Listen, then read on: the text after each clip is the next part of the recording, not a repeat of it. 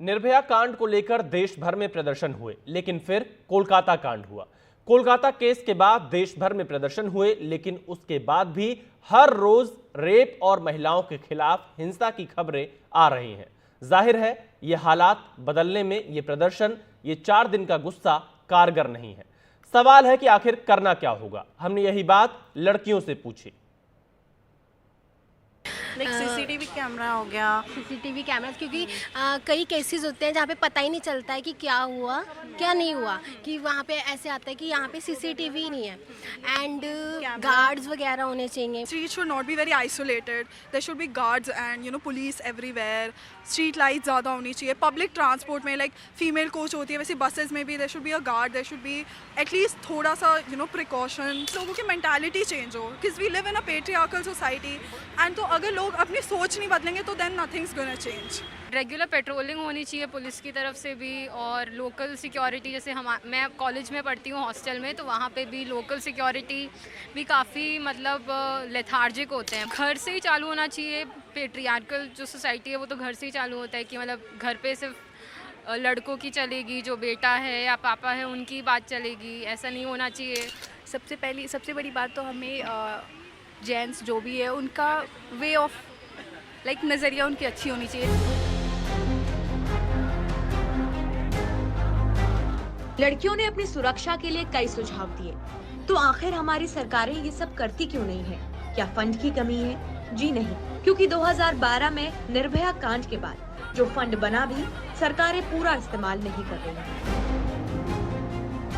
भारत सरकार ने इस साल 2 अगस्त को लोकसभा में निर्भया फंड के उपयोग पर दिए गए उत्तर में कहा, निर्भया फंड में 2015 के बाद से कुल 7,212.85 करोड़ रुपए आवंटित किए गए, जिनमें से 5,512.97 करोड़ रुपए या लगभग 76% का उपयोग विभिन्न राज्यों और मंत्रालयों द्वारा किया गया है। लेकिन एनसीआरबी के डेटा के मुताबिक बलात्कार के मामलों में सिर्फ 9.1% की ही कमी आई है।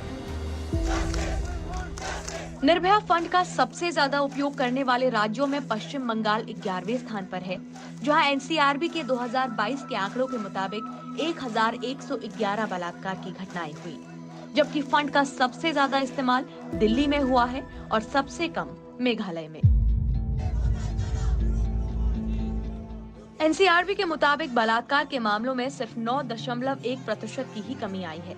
2015 के बाद से भारत में हर साल रोजाना बलात्कार के 76 से लेकर 106 मामले तक दर्ज होते रहे हैं, जबकि बहुत सारे मामले थानों के बाहर ही रह जाते हैं। 2015 में जहां 34,651 बलात्कार के मामले सामने आए, वहीं 2022 में 31,516 बलात्कार के मामले सामने आए हैं, यानी हर घंटे 3 से ज्यादा रेप। इसका मतलब ये है कि जब आप ये रिपोर्ट देख रहे होंगे, तब देश के किसी कोने में कोई और लड़की यौन उत्पीड़न का शिकार हो रही होगी।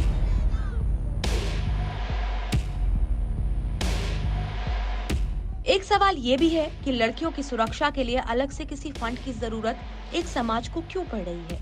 हमारे समय में लड़कियां बहुत बदली हैं, लेकिन पुरुष बदलने को तैयार नहीं है। हमारे सार्वजनिक माध्यमों में लड़कियों का ऑब्जेक्टिफिकेशन यानी वस्तुकरण बढ़ा है। जो गीत संगीत के एल्बम आते हैं, उनमें लड़कियों की कटी छटी मुद्राएं भर उन्हें एक सामान में बदलती हैं। पॉर्न साहित्य और पॉर्न वीडियो ने समाज में बड़े पैमाने में विकृति पैदा की है। पुराने सामंती दिमाग को लड़कियों का बाहर निकलना खलता रहा है। वर्क प्लेस पे सुरक्षित नहीं है, घर के चारदीवारी के भीतर सुरक्षित नहीं है, तो ऐसी कौन सी दुनिया है जहां डर और आतंक खत्म हो सके और स्त्री अपने आप को सुरक्षित महसूस कर सके? हिंसा, बलात्कार और सेक्स क्यों इतने पावरफुल टूल हैं? और जब सत्ता का नशा इनमें जुड़ जाता है तो फिर भयंकर अपराध और भयंकर अन्याय करने की छूट मिल जाती है। ये दुनिया कभी नहीं बदलेगी, कभी बेहतर नहीं हो पाएगी, ऐसा लगता है। एक नरक है, दलदल है, एक चुप चीख है। और जैसा वर्जीनिया वुल्फ ने कहा था, as a woman I have no country, मुझे लगता है स्त्रियों के लिए सचमुच कोई जगह बाकी नहीं रही।